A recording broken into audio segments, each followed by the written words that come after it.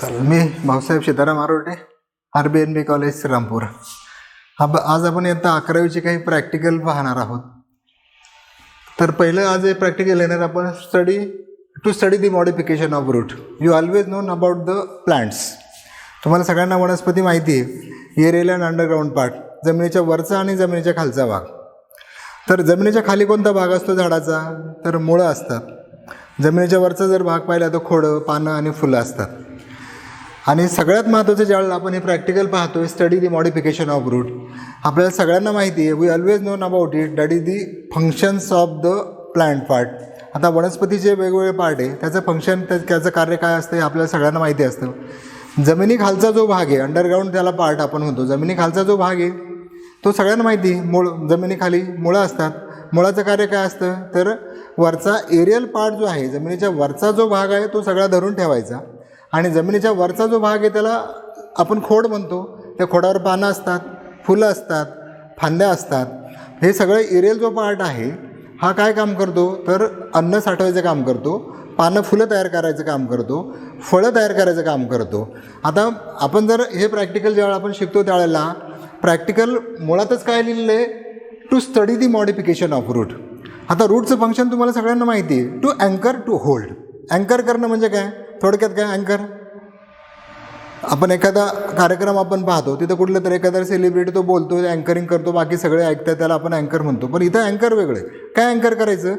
जमिनीच्या वरचा जो सगळा जो पार्ट असेल, that is aerial part of the plant, it will be fixed to the soil or is substratum. म्हणजे वरचा जो झाडाचा वरचा जो भाग आहे हा जमिनीच्या तळाला धरून ठेवायचं काम सगळ्यात महत्त्वाचं कोण करतं? तर हे रूट करीत असतात. हे झालं त्याचं मेन फंक्शन. त्याने काय केलं? मुळं, वरचा जो डोलार आहे झाडाचा, हेच जमिनीत धरून ठेवायचं, हे काम सोडलं. म्हणून आपल्याला मॉडिफिकेशन शिकायची गरज पडली. जर त्याने त्याचं काम केलं असतं तर आपल्याला मॉडिफिकेशन शिकायची गरज पडली असती का? नाही. मग म्हणून we study about the modification of root. What is the modification? First, तुम्हाला सगळ्यांना माहिती आहे, बऱ्याच वेळा तुम्ही काय उत्तर देतात की मुळाचं कार्य विचारल्यानंतर जमिनीत धरून ठेवायचं, पाणी ओढायचं, अन्न ओढायचं, वरच्या पार्टला पाठवायचं, हे सगळं त्याचं these are the main function of the roots. Anchoring are the first function. Because why? The aerial part of the plants will be anchored toward the soil. Second important function, to absorb the water from the soil to supply the aerial part of the plant. Then third important function, to absorb the food and to supply the all plant part, that is the aerial plant part. But these functions will be lived by these plants. So we have need to study the classification, that is to study the modification of roots. Which are the modification? These are the first modification. Which are first modification? That is the fusiform root. Best example, that is the radish. आता what is फ्युजिफॉर्म route? तुम्हाला माहिती आहे सगळ्यांना. आंबा, पेरू, चिकू, फणस याचं जर मुळं पाहिलं तर अतिशय कठीण असतात. त्याच्यामध्ये वूड फॉर्मेशन होतं. मग हे वूड फॉर्मेशनचे जे काही करणारे जे मुळं असतील, आपण याचा कधी विचार करीत नाही. पण इथं वेगळ्या प्रकारचं रूट आहे की ज्याला आपण फ्युजिफॉर्म रूट होतं. फ्युजी म्हणजे काय? That is roots are the spongy. तुम्हाला माहिती आहे. रॅडिश म्हणजे मुळा सगळ्यांना माहिती आहे. दीज आर दी रूट्स. हे आता हे रूट आंबा, पेरू, चिकू याच्यासारखं आहे का? नाही. मग some modification will be held in these roots. Which are these? Suppose see the roots. What are the roots? These are the underground part. These R the swollen. These are the fleshy. They contain the food material. कधी असं झालं का आपण चिकू किंवा पेरू किंवा आंब्याच्या मुळ्या खाल्ल्या, पण जो मुळा आहे त्याच्या मुळ्या खात नाही, किंवा हे जे आहे भाजी करून खात नाही? म्हणजे आंबा, पेरू, चिकू याच्या मुळ्या आपण खात नाही, कारण it is they form the wood. त्याच्यामध्ये लाकूड तयार होतं. पण त्याच्यामध्ये तसं लाकूड तयार होतं का? हा जो रॅडिश जो आहे याच्यामध्ये लाकूड तयार होतं का? नाही होत. What will be developed in it? These R the foods are stored in these roots. So these roots are the edible. So these are the main thing. It was the modification, storage of the food material. If see the structure of these roots, what are these? These are the apical and lower portion. These are the both ends. These are the tapering to the both ends, and middle portion are the spindle. These are the tapering toward the both. So these roots having the shape, it is also known as the spindle shaped roots. So in this modification, the fusiform root, that is radish, having ability to synthesize, ability to store the food material, and the food material are edible. And if see the shape of these are the spindle shaped, and best example for it, that is the radish.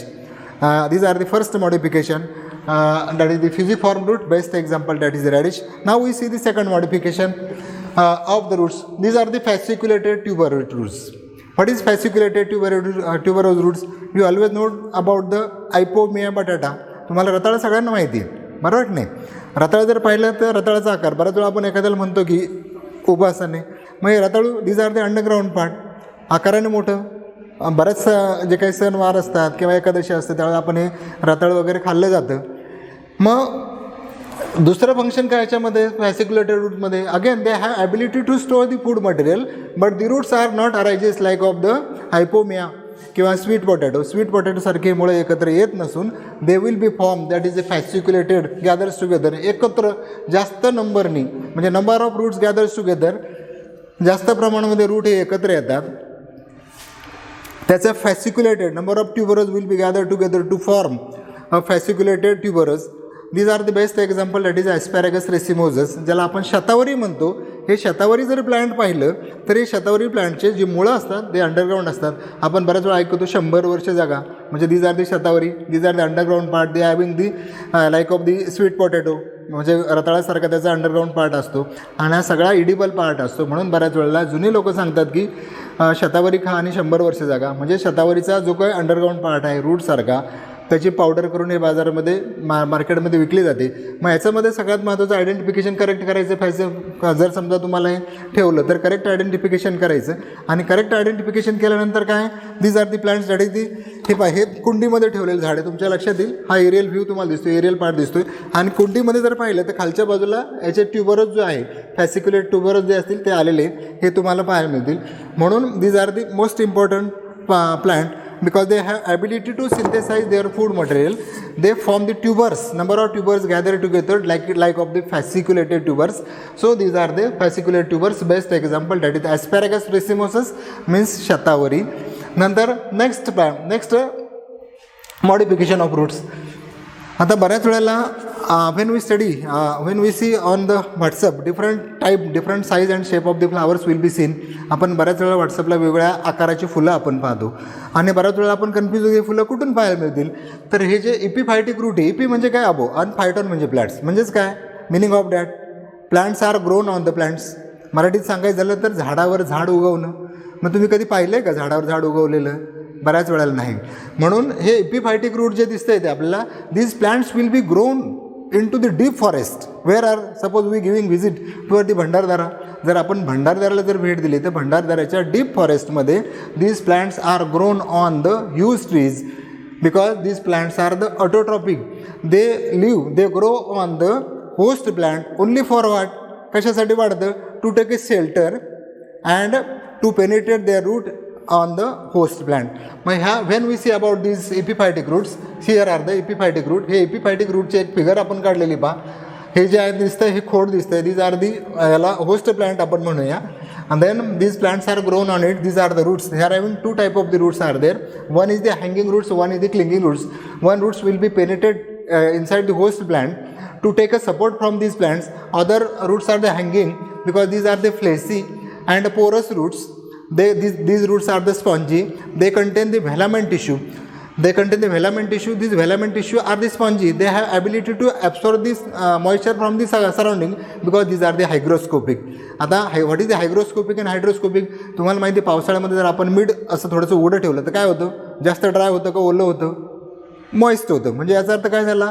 Moist will be absorb by this sodium chloride or salt. तशाच प्रकारे when this type of the म्हणजे moist are present to the atmosphere, this moist will be absorb by this plants. these roots have ability to absorb the moisture from the surrounding and will supply to these plants. Only this function is not sufficient for it, but they having again as a green color. आता रूटला कधी green colour आपण पाहिलेला नसतो, पण these roots having again as a green color.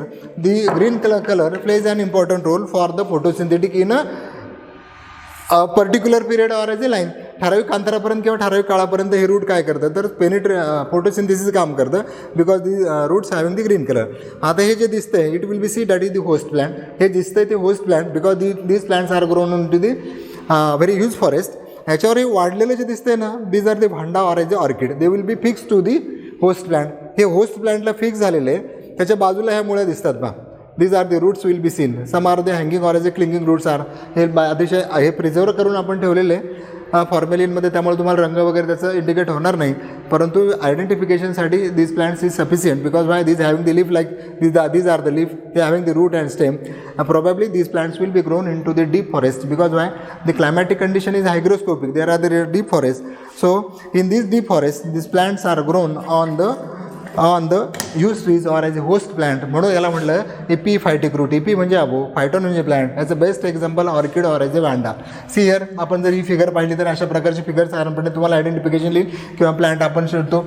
You always known about the radish. These R the spindle shaped, tapering to the both ends and swollen to the middle. मधला भाग जो असतो तो फुगीर असतो, बाकी दोन्ही बाजूला निमुळता झालेला असतो. Have ability to store the food material. Second important example, these R the fasciculate tubers. Again they have ability to synthesize the food material. These are the underground. Number of tubers gather together, that is the fasciculate. So name is given, that is the fasciculate tubers. Best example asparagus racemosus किंवा शतावरी. आणि तिसरं जे आहे ते आपण आत्ताच पाहिलं epiphytic roots. These are the epiphytic root grown on the host plants. These R the small plants. They will be grown on the host plant to trap the photolight from these plants, and having the two type of the root. One is the hanging, one is the clinging root, and that is the hanging roots have ability to absorb the water from the surrounding to supply these plants, and having the green color, certain limits they can synthesize their food materials. Today we only see these three important example for the modification of roots. That is fusiform root, fasciculated root and epiphytic roots. Thank you.